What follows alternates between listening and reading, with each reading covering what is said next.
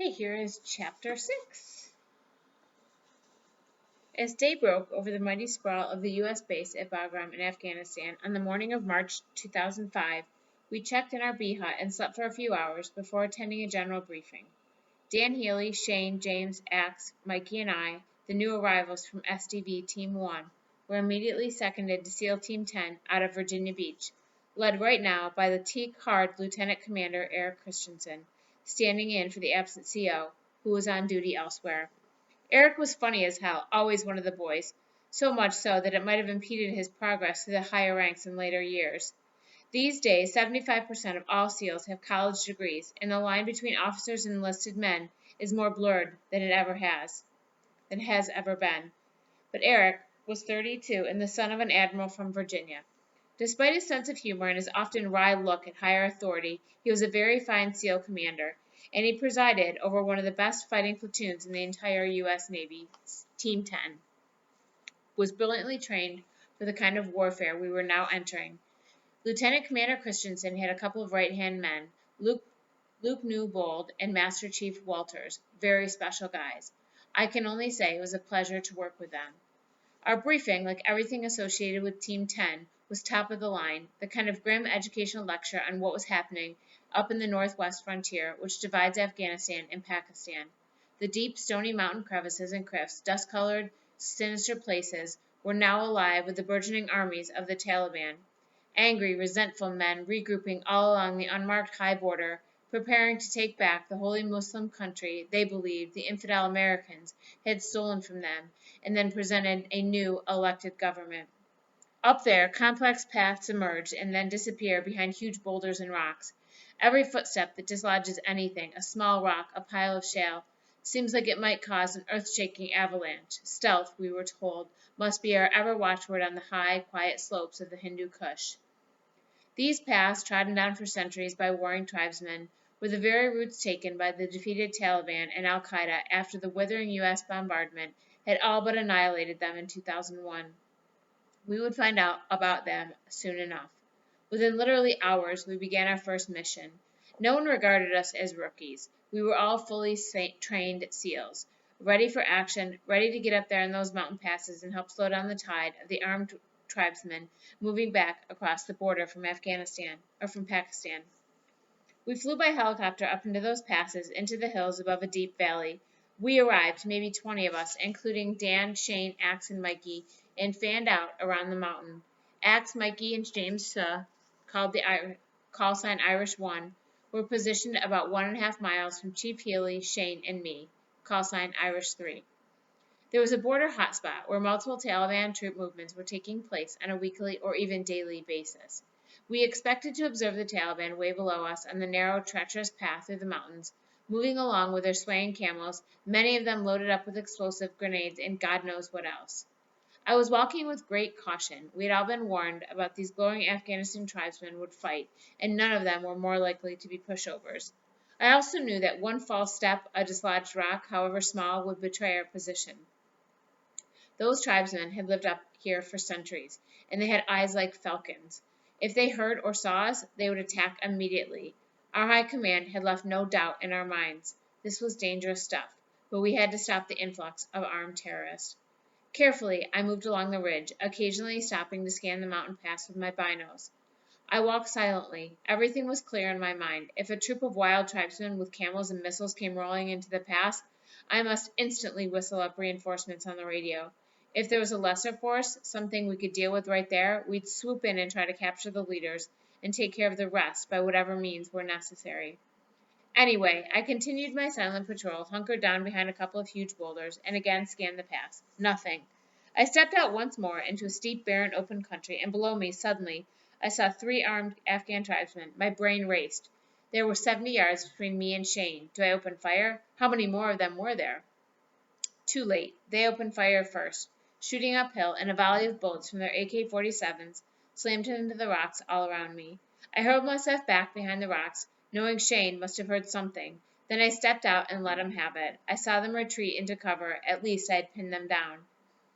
But they came at me again, and again I returned fire. But right then, they unleashed 2 rocket-propelled grenades, RPGs, and thank God I saw them coming. I dived for cover, but they blew out one of the boulders which had given me shelter. Now they were ricocheting bullets, dust, shrapnel, and flying rock particles everywhere. I felt like I was fighting a one-man war, and Christ knows how I avoided being hit. But suddenly the echoes of the blast died away, and I could hear sporadic gunfire from these three maniacs. I waited quietly until I believed they had broken cover, and then I stepped out and hit the trigger again. I don't know what or who I hit, but suddenly it went very quiet again, as if nothing had happened. Welcome to Afghanistan, Marcus. This was one type of patrol, standing guard up there over the passes and trying to remain concealed. The other kind was a straight surveillance and reconnaissance (SR). We were tasked with observing and photographing a village, looking for our target. It was always expected we would locate him, since our intel was excellent, often good with good photographs. And we were always in search of some son of a bitch in a turban who had for too long been indulging his favorite pastime of blowing up U.S. Marines.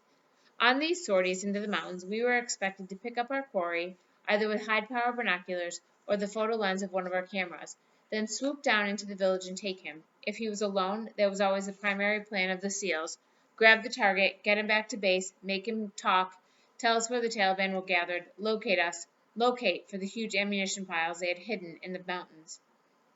That high explosives had only one use: to kill and maim U.S. troops, up there in support of the elected government. We found it well to remember those Taliban insurgents were the very same guys who sheltered and supported Osama bin Laden. We were also told, no ifs, ands, or buts, that this particular mass murderer was right where we were going, somewhere.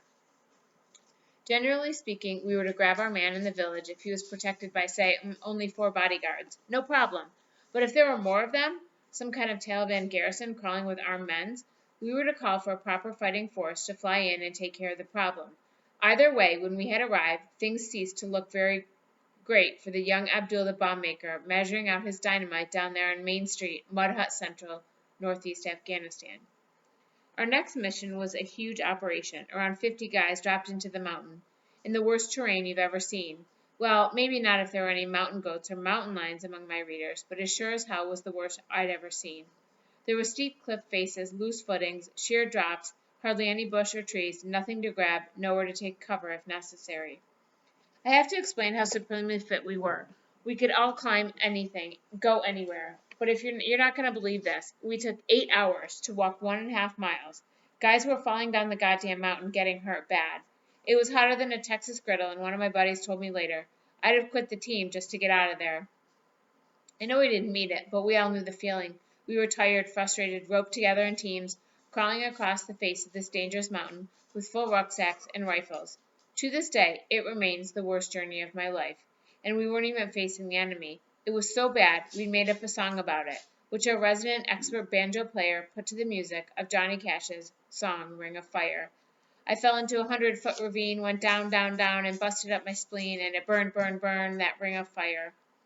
Our dual targets on the next mission were 2 Afghan villages set in the mountainside, one above the other. We had no clue which one harbored the most Taliban forces, and it had been decided we needed to take them both at gunpoint. No bullshit. The reason for this was a very young guy. We had a terrific intel on him, both satellites and the FBI. We did not, however, have photographs. I never knew where he was educated, but this young Taliban kid was a scientist, a master of explosives. We called them IED guys, improvised explosive devices, and in this part of the mountain, the kid was King IED, and he and his men were wreaking havoc on U.S. troops, blowing stuff up all over the place. He's recently blown up a couple of U.S. Marine convoys and killed a lot of guys. Foxtrot platoon regrouped in the small hours of the morning after the trek across the mountain and positioned ourselves high above the upper village. As the sun came up, we moved swiftly down the hillside and charged into the village, crashing down the doors and houses, arresting anyone and everyone. We were not shooting, but we were very intimidating, no doubt about that, and no one resisted, but the kid wasn't there. Meanwhile, the main force, SEAL Team 10, was in and playing hell in a bigger lower village. It took them a while because this required interrogation, a skill at which we were all very competent. In these circumstances, we were grilling everyone, looking for the liar, the guy who changed the story, the guy who was somehow different. We wanted the guy who was obviously not a goat herd, as the rest of them were, a young guy who lacked the gnarled, rough look of the native mountain farmer. We got our man. It was my first close-up encounter with a fanatic Taliban fighter. I'll never forget him. He was only just old enough to have a decent beard, but he had wild, crazy eyes, and he stared at me like I had rejected the entire teachings of the Koran. I knew in that instant that if he could have killed me, he would have. No one ever looked at me before, or has since, with that much hatred. On the second operation in Afghanistan, the snatch and grab of Abdul the bomb maker, or whatever hell his name was, had brought home two aspects of this conflict to us newly arrived SEALs. First, the rabid hatred of these Muslim extremists had for all of us. Second, the awkwardness of complying with our rules of engagement, ROE, in this type of warfare. SEALs, by our nature, training, and education, are not very stupid. Along with everyone else, we had read the newspaper headlines from all over the world about serving members of the armed forces who had been charged with murder in civilian courts for doing what they thought was their duty, attacking the enemy. Our rules of engagement in Afghanistan specified that we could not shoot, kill, or injure unarmed civilians.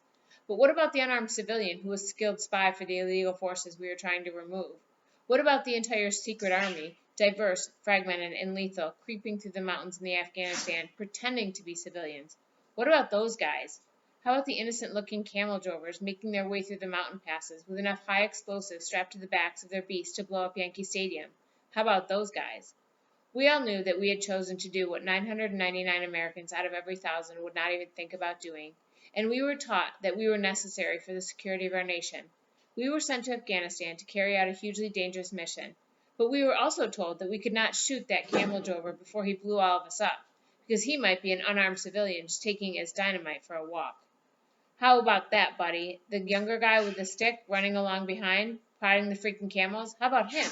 How about if he can't wait to scamper up those mountains to find his brother and the rest of the Taliban hardmen, the ones with RPGs waiting in a hidden cave? We wouldn't hear him reveal our position, and neither would the politicians who drafted those ROEs. And those men in suits wouldn't be on the mountainside when the first grenade explodes among us and takes off someone's leg or head. Should we have shot the little son of a gun right off the bat before he had a chance to run? Or was he just an unarmed civilian doing no harm to anyone, just taking his TNT for a walk, right? These terrorists/insurgents know the rules as well as they did in Iraq. They're not their rules, they're our rules, the rules of the Western country, the civilized world. And every terrorist knows how to manipulate them in their own favor. Otherwise, the camel drovers would be carrying guns. But they don't, because they know they're probably scared to shoot them. Because they know we are probably scared to shoot them, because we might get charged with murder, which I actually know they consider to be hysterical, on the hysterical side of laughable. And if we did shoot a couple of them, they would be on their cell phones in the speed of 10,000 gigabytes, direct to the Arab television station Al Jazeera. Brutal U.S. troops gun down peace-loving Afghan farmers. U.S. military promises SEALs will be charged. Well, something like that. I'm sure you guys get my drift. The media in the United States of America would crucify us. These days, they always do. Was there ever a greater uproar than the one that broke out over Abu Ghraib? The bigger scheme of things, in all the context of all the death and the destruction Muslim extremists have visited upon this world, a bunch of Iraqi prisoners being humiliated does not ring my personal alarm bell. And if it would not ring yours either, if you saw firsthand what these guys are capable of.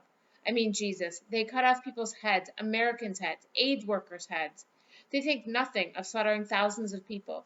They've stabbed, mutilated young soldiers like something out of the Middle Ages. The truth is, in this kind of terrorist insurgent warfare, no one can tell who's a civilian and who's not. So what's the point of framing rules that cannot be comprehensively carried out by anyone?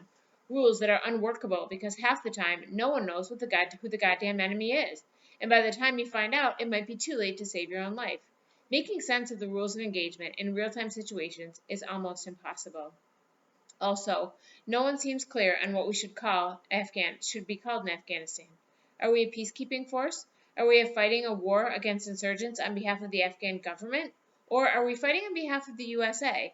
Are we trying to hunt down the master terrorist bin Laden? Or are we just trying to prevent the Taliban from regaining control of the country? Because they were the protectors of bin Laden and all who fought for him.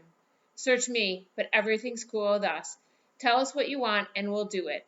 We're loyal servants of the U.S. government. But Afghanistan involves fighting behind enemy lines. Never mind, we were invited into a democratic country by its own government. Never mind, there's no shooting across the border in Pakistan, the illegality of the Taliban army, the Geneva Convention, yada, yada, yada.